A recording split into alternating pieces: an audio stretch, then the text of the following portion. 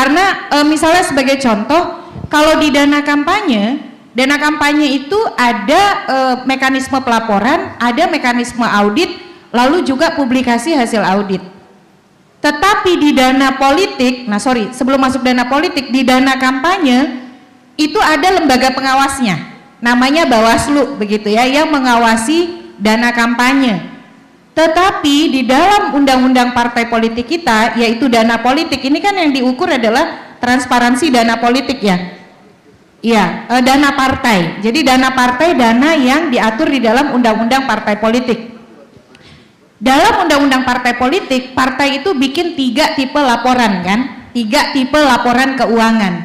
Tapi teman-teman, 3 laporan keuangan partai politik itu memang diaudit menurut undang-undang partai. Siapa yang mengaudit? Kantor akuntan publik. Siapa yang menunjuk kantor akuntan publiknya? Partai sendiri. Yang mempublikasikan siapa? Partai di medium yang bisa diakses. Siapa yang mengawasi? Dana partai politik tidak ada. Itu di undang-undang partai politik kita. Jadi ini juga jadi persoalan kalau kita bicara soal akuntabilitas dana partai.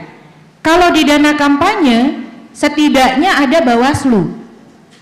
Laporan keuangan dana kampanye diberikan kepada KPU, diawasi oleh Bawaslu, diaudit kantor akuntan publik yang ditunjuk oleh KPU, dipublikasikan. Walaupun auditnya hanya sekedar audit kepatuhan pada prosedur.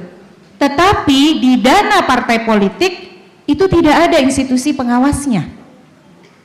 Kalaupun ada pengawasan hanya untuk dana yang bersumber dari bantuan keuangan partai politik dari negara. Padahal partai bukan hanya menerima uang dari negara. Nah, jadi dari pekerjaan rumah mendorong reformasi keuangan partai, sebenarnya kita melimitasi reformasinya di keuangan partai kan pintu masuknya.